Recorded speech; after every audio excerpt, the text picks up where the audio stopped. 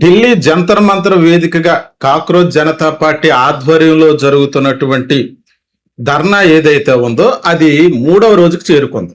అంటే మొన్న 20వ తారీఖున జంతర్ మంతర్ వేదికగా కేంద్ర విద్యాశాఖ మంత్రి ధర్మేంద్ర ప్రధాన్ రాజీనామా చెయ్యాలంటూ, అలాగే ఎవరైతే నీట్ ప్రశ్నపత్రాల లీకేజ్ వల్ల ఆత్మహత్యలు చేసుకున్నారో ఆ విద్యార్థుల కుటుంబాలకు ₹1 కోటి, ఒక్కొక్కరికి ₹1 కోటి చొప్పున నష్టపరిహారం అందించాలంటూ ప్రధానమైన డిమాండ్లతో జంతర్ మంతర్ వద్ద మొన్న 20వ తారీఖున ధర్నా ప్రారంభించారు. అయితే సాయంకాలం టైం అయిపోయిన తర్వాత వెళ్ళిపోతారన్న టైంలో అభిజిత్ దీప్కే సడన్ గా యూటర్న్ తీసుకున్నారు. ధర్మేంద్ర ప్రధాన్ రాజీనామా చేస్తేనే మా డిమాండ్లు నెరవేరిస్తేనే ఇక్కడి నుంచి కదులుతాం, లేకపోతే లేదు అంటూ అక్కడ భీష్మించుకుని కూర్చుండిపోయారు. అయితే మొన్న రాత్రి అంతా కూడా ప్లేట్లు చెంచాలతో తాళి బజావ్ అన్నట్టుగా మ్రోగిస్తూనే నైట్ అంతా కూడా ధర్నా కొనసాగించారు. నిన్న కూడా కొనసాగించారు. నిన్న నీట్ ఎగ్జామ్స్ కి సంబంధించి రీ ఎంట్రన్స్ ఎగ్జామ్ జరిగింది. నిన్న మన ప్రశ్నపత్రాలు లీక్ అవడంతో అది కాస్త కొంచెం రద్దు అయిపోయింది.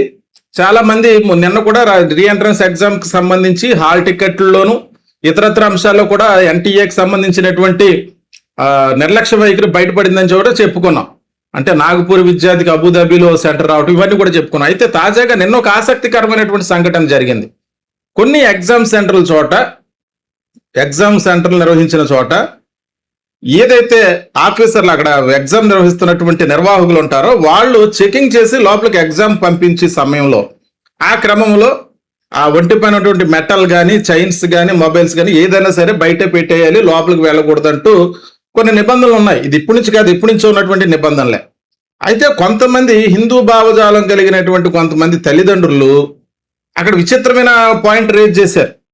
అంటే మేము హిందువులు అయినటువంటి వాళ్ళు మా విద్యార్థులకు సంబంధించిన చైన్లు, రింగులు, ఇయర్ రింగ్స్ అన్ని తీయించేస్తున్నారు, కానీ ముస్లింకి సంబంధించినటువంటి విద్యార్థులు వెళ్తుంటే వాళ్ళు హిజాబ్ ఎందుకు తొలగించట్లేదు, మా మీద పక్షపాతం ఎందుకు చూపిస్తున్నారంటూ ఆశ్చర్యకరంగా ఒక విచిత్రమైనటువంటి వాదనకు తెరదీశారు.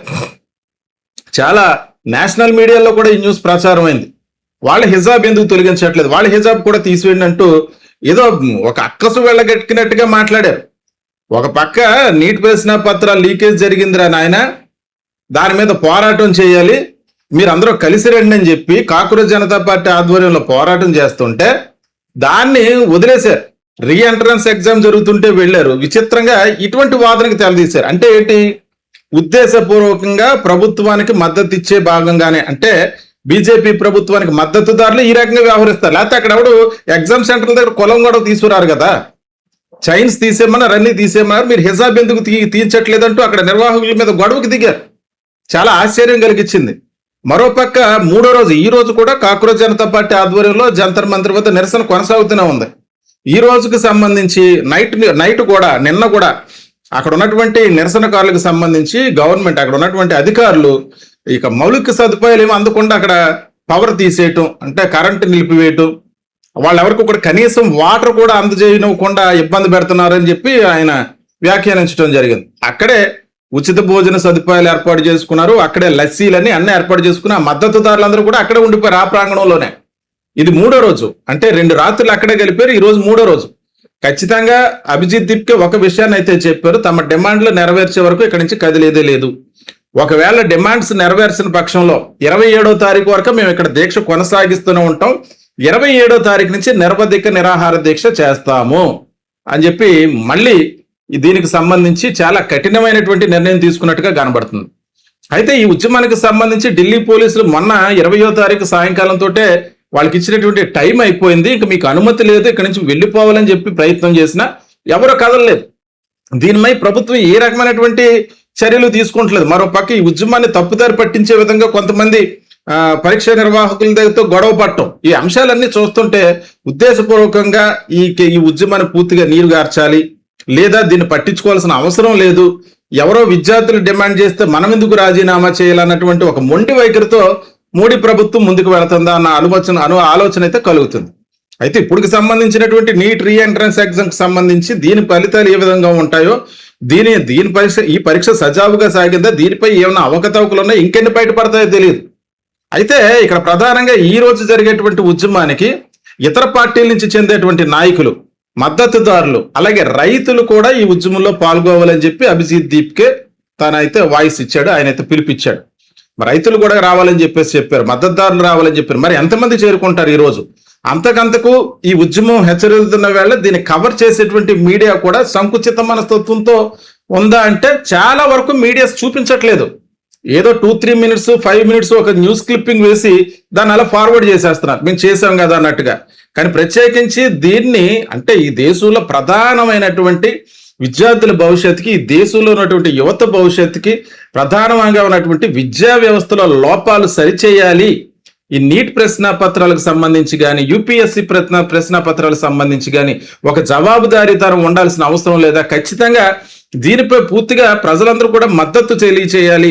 ప్రభుత్వాలు దీనిపై జవాబుదారీతనం ఉండాలి. ధర్మేంద్ర ప్రధాన్ రాజీనామా చేయాలని చెప్పి ప్రధానంగా అక్కడ పోరాటం చేస్తుంటే దీన్ని కవర్ చేయలేనటువంటి చాలా వరకు మీడియాలో చాలా బాధాకరం. కొన్ని నేషనల్ మీడియా ఛానల్స్, కొన్ని జాతీయ మన స్టేట్ కి సంబంధించిన ఛానల్స్ చాలా తక్కువ ప్రసారం చేస్తున్నాయి. కానీ ఈ నీతివంతమైన ఉద్యమాన్ని ప్రొజెక్ట్ చేయటంలో మా ప్రజా సంకల్పం ఉంటే మొదటి నుంచి కూడా మేము పనిచేస్తూనే ఉన్నామన్న సంగతి మీ అందరికీ తెలిసింది. అయితే ఈ రోజు 3వ రోజు కూడా నిరసన కొనసాగుతూనే ఉంది. అయితే ఇంకా మద్దతుదారులు అక్కడ చేరుకుంటూనే ఉన్నారు. ఈ రోజు ఏం జరగబోతుంది అంటే, ఒకవేళ అభిజిత్ దీప్కని కానీ అతని మద్దతుదారులు కూడా ఒకవేళ పోలీసులు అరెస్ట్ చేసే అవకాశం ఉందా? ఒకవేళ అది జరిగితే ఏ రకమైనటువంటి నిర్ణయం తీసుకుంటారో? ఆల్రెడీ 27వ తారీఖు నుంచి అక్కడే ఇంకా రాజీనామా పత్రం ఇచ్చే వరకు కూడా అక్కడి నుంచి కదిలేదు లేదని చెప్పారు. ఇంకా అక్కడే కూర్చుంటాం, 27వ తారీఖు నుంచి నిరవధిక నిరాహార దీక్ష చేస్తామని చెప్పి పిలిపించిన నేపథ్యంలో మరి ప్రభుత్వం ఏ రకమైనటువంటి నిర్ణయాలు తీసుకొని ఉన్నాయి? వారి డిమాండ్లు నెరవేరుస్తారా లేదంటే వారిపై కేసులు పెట్టి అరెస్ట్ చేస్తారా? ఏం జరగబోతుంది అన్నది మరిన్ని వివరాలతో మళ్ళీ మీ ముందుకు వస్తా. मैं पुलिस से रिक्वेस्ट करता हूँ, हमारी परमिशन को एक्सटेंड कर दीजिए। लेकर खत्म करना है, आज खत्म करना है या इस्तीफा लेकर खत्म करना है? आज यहाँ बैठे रहना है या जाना है? ताकि थाली बजाने से वाइब्रेशंस क्रिएट होती है और उस वाइब्रेशन से कोरोना नाम का वायरस खत्म होता है। मैं पुलिस से रिक्वेस्ट करता हूँ, हमारी परमिशन को एक्सटेंड कर दीजिए। लेकर खत्म करना है, आज खत्म करना है या इस्तीफा लेकर खत्म करना है? आज यहाँ बैठे रहना है या जाना है? ताकि थाली बजाने से वाइब्रेशंस क्रिएट होती है और उस वाइब्रेशन से कोरोना नाम का वायरस खत्म होता है। मैं पुलिस से रिक्वेस्ट करता हूँ, हमारी परमिशन को एक्सटेंड कर दीजिए। लेकर खत्म करना है, आज खत्म करना है या इस्तीफा लेकर खत्म करना है? आज यहाँ बैठे रहना है या जाना है? ताकि थाली बजाने से वाइब्रेशंस क्रिएट होती है और उस वाइब्रेशन से कोरोना नाम का वायरस खत्म होता है।